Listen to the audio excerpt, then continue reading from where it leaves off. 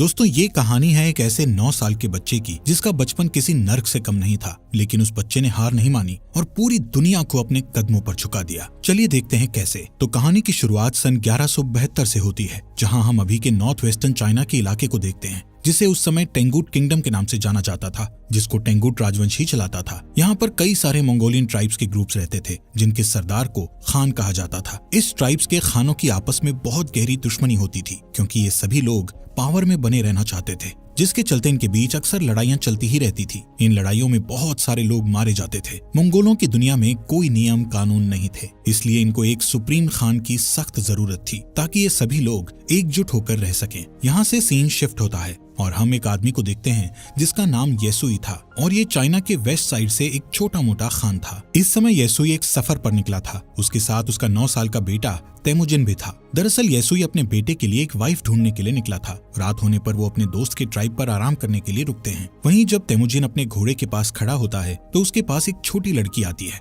जिसका नाम बोटे था। वो उससे उसका नाम पूछती है और कहती है कि तुम यहाँ क्यों आए हो, जिस पर तेमुजिन उसे अपना नाम बताकर कहता है कि वो अपने फादर के साथ उसके लिए एक वाइफ ढूंढने के लिए आया है। तभी बोटे उससे कहती है कि तुम्हें मुझसे ही शादी करनी चाहिए। इतना कहते हुए वो वहाँ से चली जाती है। रात में जब तेमुजिन अपने फादर के पास बैठा होता है तो उसके फादर उसे कहते हैं कि मुझे तुम्हारे लिए एक ऐसी वाइफ चाहिए जो सबसे ताकतवर समुदाय से हो। तभी तेमुजिन अपने फादर से कहता है कि मैं खुद ही अपने लिए लड़की चूज करूंगा। तेमुजिन की जिद के बाद उसके फादर उसे अपने दोस्त की ट्राइब से किसी एक लड़की को चुनने की इजाजत दे देते हैं। अब सुबह होते ही तेमुजिन के फादर उस ट्राइब की सभी लड़कियों को लाइन में खड़ा करके उनके पैरों को गौर से देखते हैं, क्योंकि उनका मानना था कि एक स्ट्रॉन्ग लेग्स वाली लड़की ही अपने पति को खुश रख पाती है। इसके बाद तेमुजिन एक एक लड़की को देखता जाता है और लास्ट में वो बोटे को अपनी पत्नी चुनता है और उन दोनों की शादी हो जाती है। लेकिन शादी होने के बाद भी वो दोनों आने वाले 5 साल तक एक साथ नहीं रह सकते थे, क्योंकि ये उनकी ट्राइब्स का नियम था। अब तेमुजिन और उसके फादर का यहाँ से जाने का समय हो जाता है, लेकिन जाने से पहले तेमुजिन बोटे को एक नेकलेस गिफ्ट करता हुआ उसे कहता है कि वो उसके लिए जल्द ही वापस आएगा। यहाँ से येसुई तेमुजिन और अपने लोगों के साथ सफर पर निकल जाता है। कुछ दूर चलने के बाद वो लोग एक जगह पर आराम करने के लिए रुकते हैं। यहाँ पर वो सभी लोग काफी सतर्क थे, क्योंकि ठीक उनके सामने थोड़ी दूर एक और खान की ट्राइब के लोग बैठे थे। थोड़ी देर बाद उस खान का एक आदमी येसुई के लिए एक कटोरी में दूध लाता है, जिसका मतलब शांति का पैगाम था, और वो लोग समझौता करना चाहते थे। येसुई वो दूध की कटोरी ले लेता है और सामने बैठे खान के लिए भी अपनी तरफ से एक दूध की कटोरी भेजता है। येसुई के आदमी येसुई को खुद वो दूध पीने से पहले अपने किसी नौकर को पिलाने के लिए बोलते हैं, लेकिन येसुई उन्हें ऐसा करने से मना कर देता है, क्योंकि वो उस खान का विश्वास नहीं तोड़ना चाहता था और खुद ही वो दूध पी जाता है। दूसरी तरफ खान भी येसुई का भिजवाया हुआ दूध पी लेता है। थोड़ी देर बाद जब वो लोग अपना सफर फिर से जारी रखते हैं तो रास्ते में अचानक ही येसुई के सीने में बहुत तेज दर्द होने लगता है, जिससे वो अपने घोड़े से गिरकर मर जाता है। यहाँ हमें पता चलता है कि ये सब उस खान के दिए गए दूध के कारण हुआ था, क्योंकि खान ने उस दूध में जहर मिलाकर दिया था। तभी तेमुजिन अपने फादर के पास जाता है, लेकिन उसके साथ के सभी लोग उसे यहीं पर अकेला छोड़कर वहाँ से जाने की तैयारी करने लगते हैं, क्योंकि उनके बीच एक परंपरा थी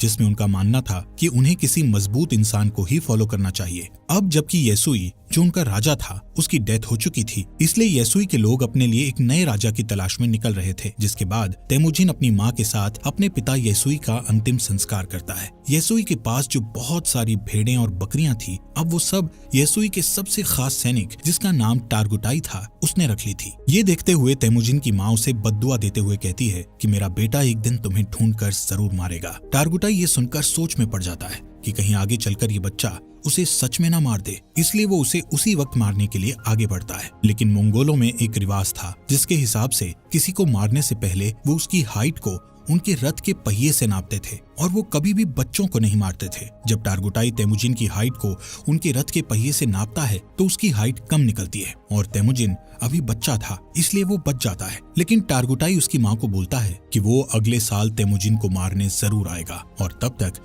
उसकी हाइट और उम्र भी बढ़ चुकी होगी। कुछ महीनों बाद जब सर्दी आ जाती है तो तेमुजिन के पास छुपने के लिए कोई भी जगह नहीं थी। तभी उसे अपने फादर की बात याद आती है कि उन्होंने कहा था कि गॉड टेंगरी उनकी बुरे वक्त में मदद जरूर करेंगे। इसीलिए वो उस सीक्रेट माउंटेन की तरफ जाने लगता है, लेकिन रास्ते में अचानक उसका पैर बर्फ से जमी झील पर टिक जाता है और वो उस झील के अंदर ठंडे पानी में गिरकर डूबने लगता है। वो डूबकर मरने ही वाला था, लेकिन तभी वहाँ उसकी ही उम्र का एक लड़का जिसका नाम जमूखा था उसे झील से बाहर लाकर उसकी जान बचा लेता है। यहाँ पर जमूखा और उसका बड़ा भाई तेमुजिन को अपने साथ घर ले जाते हैं और उसे खाना खिलाते हैं। तेमुजिन उसकी जान बचाने के लिए उनका शुक्रिया अदा करता है। इसके बाद जमूखा और उसका भाई अपने अपने हाथ पर कट लगाकर अपना खून दूध में मिलाकर तेमुजिन को वो दूध पीने को कहते हैं। तेमुजिन वो दूध पी जाता है और अब वो 2 नहीं बल्कि 3 भाई बन गए थे। उन्होंने तेमुजिन को अपना भाई बना लिया था। अगली सुबह टारगुटाई अपने लोगों के साथ तेमुजिन को ढूंढता हुआ यहाँ आ जाता है ताकि वो तेमुजिन को जान से मार सके। टारगुटाई के लोग तेमुजिन को पकड़कर उसे अपने साथ मारने के लिए ले जाते हैं, लेकिन जब वो तेमुजिन की हाइट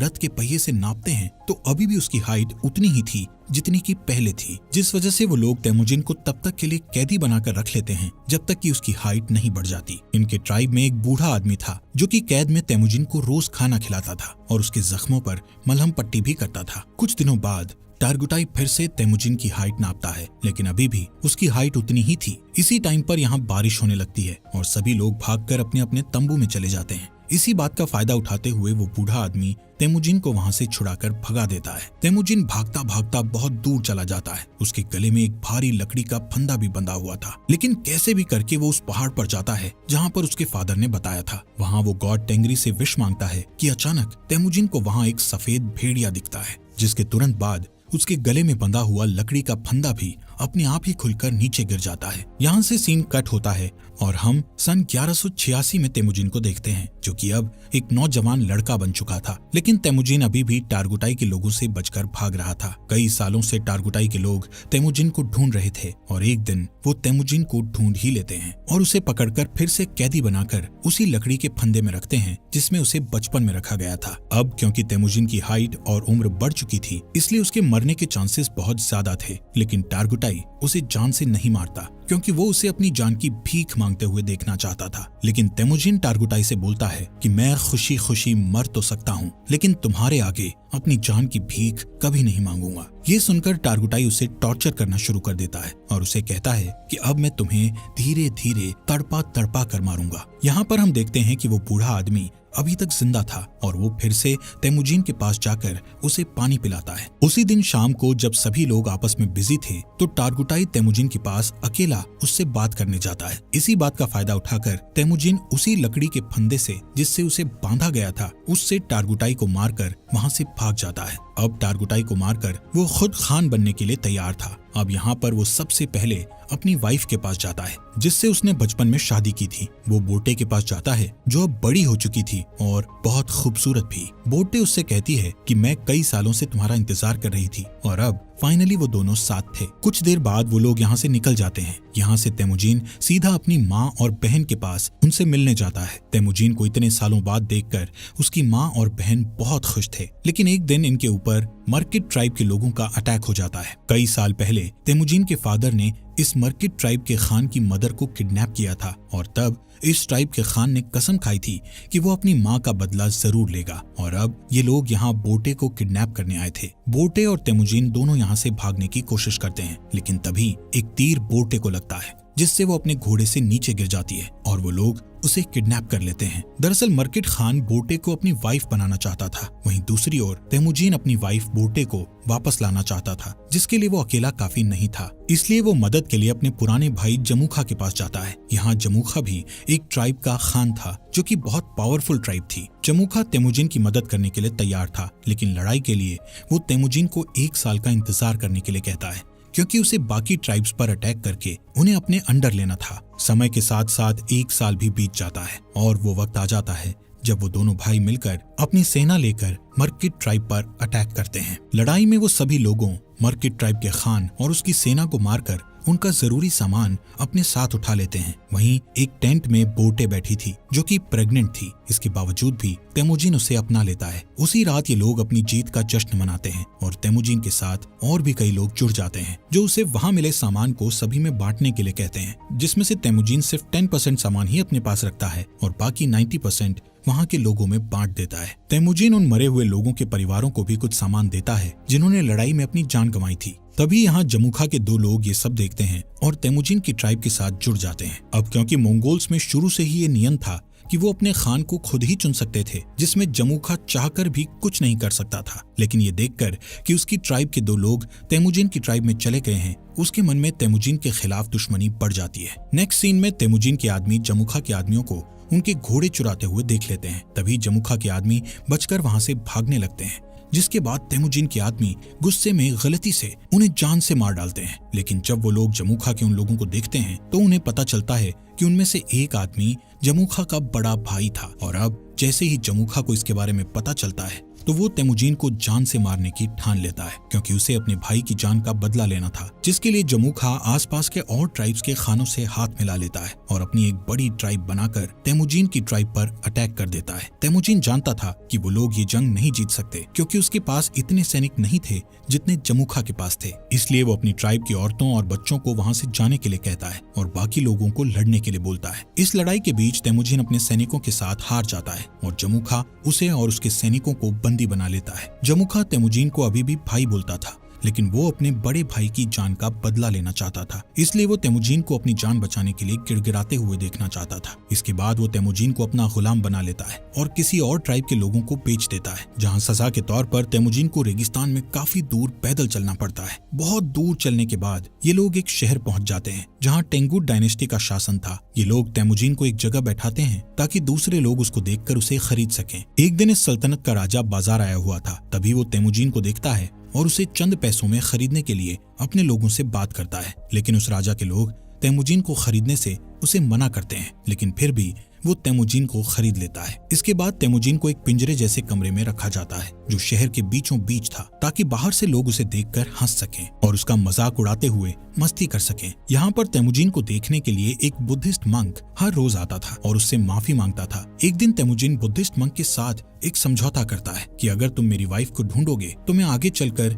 इस गांव को कभी नुकसान नहीं पहुंचाऊंगा। जिसके बाद वो बुद्धिस्ट मंक बोटे को ढूंढने के लिए रेगिस्तान में निकल जाता है। लेकिन बुद्धिस्ट मंक एक बूढ़ा इंसान था, इसलिए वो गर्मी के मारे बेहोश होकर वहीं मर जाता है। वहीं खुशकिस्मती से बोटे को उस मरे हुए बुद्धिस्ट मंक के पास वही नेकलेस मिलता है जो उसे तेमुजिन ने दिया था, जिससे उसे पता चल जाता है कि तेमुजिन अभी भी जिंदा है। इसके बाद बोटे अपने पति को ढूंढने के लिए शहर में निकल जाती है और यहाँ पर उसे तेमुजिन एक पिंजरे में बंधा हुआ मिलता है। उसी रात बोटे यहाँ के सिपाही को रिश्वत देकर तेमुजिन को यहाँ से भगा लेती है और तेमुजिन देखता है कि उसका बेटा बड़ा हो चुका है और बोटे की एक बेटी और भी है। बोटे तेमुजिन को घर ले आती है। यहाँ अब पूरा परिवार हंसी खुशी रहने लगता है। एक दिन बोटे तेमुजिन से कहती है कि सभी मंगोल्स एक जैसे ही होते हैं, सभी चोरी करते हैं और एक दूसरे को मारते हैं। मंगोल्स के लिए ये चीज एक आम बात है। लेकिन बोटे की इस बात का तेमुजिन पर बहुत गहरा प्रभाव पड़ता है और वो अपनी फैमिली को छोड़कर वहाँ से निकल जाता है। वो डिसाइड करता है कि अब वो सभी ट्राइब्स को मिलाकर